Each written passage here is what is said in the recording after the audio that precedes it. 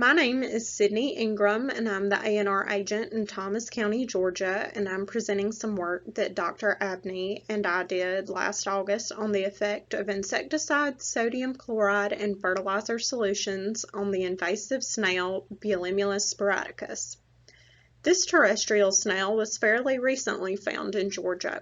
Agents throughout the southern portion of the state have fielded questions about how to mitigate problems with the snail's clogging emitters in pecan and satsuma groves.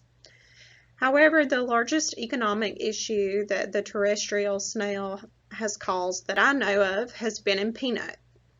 A Thomas County grower incurred an expense of about $72 per acre when his peanuts had to be cleaned and graded 3 times due to the snails contaminating them.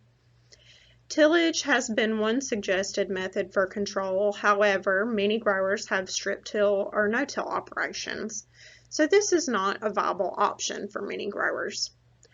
Bug-N-Sluggo, with the active ingredients iron phosphate and spinosad, is the only commercial product labeled for snails and peanut, but it's expensive and not tested. Growers need an effective tool to prevent snails from contaminating peanuts at harvest. This project sought to evaluate the effects of insecticide, saline, and fertilizer solutions on Bulimulus sporadicus in a laboratory bioassay. My grower and I started by collecting more than 100 snails from his farm and placed them in a clear plastic bin with soil and organic matter to hold them until I could start the bioassay. Treatments were randomized and replicated 4 times and consisted of chlorpyrifos, spinosad, bifenthrin, sodium chloride, 24-8-16 fertilizer, and distilled water. Petri dishes and filter paper were prepared by wetting the filter paper with 1 milliliter of solution for each treatment. 4 snails were then placed in each of the Petri dishes, and their mortality was assessed after 7 days. Only one individual died after I had assessed mortality, so obviously it was extremely low. There were no significant differences in mortality between any of the treatments and the distilled water control treatment. However, within 24 hours of exposure to the filter paper, most snails moved from the filter paper to the top of the Petri dish. I observed feeding on the paper in the sodium chloride, spinosad, and fertilizer treatments.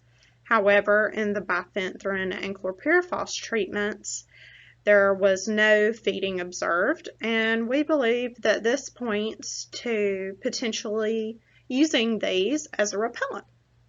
The snail's ability to avoid exposure to the treatments could explain why they were not effective. However, snails and slugs are known to be difficult to kill with insecticides. Bulimulus sporadicus can retract into its shell and survives for weeks or months without feeding or emerging from its shell. In conclusion, no treatments were effective at killing the snails in our bioassay, but there was some indication that at least 2 of the insecticides could be used as a repellent. More work is needed to know if snails are repelled by these or other products in the field. Hopefully, treating peanuts with a repellent compound prior to digging them could reduce the risk of snails entering the combine at harvest.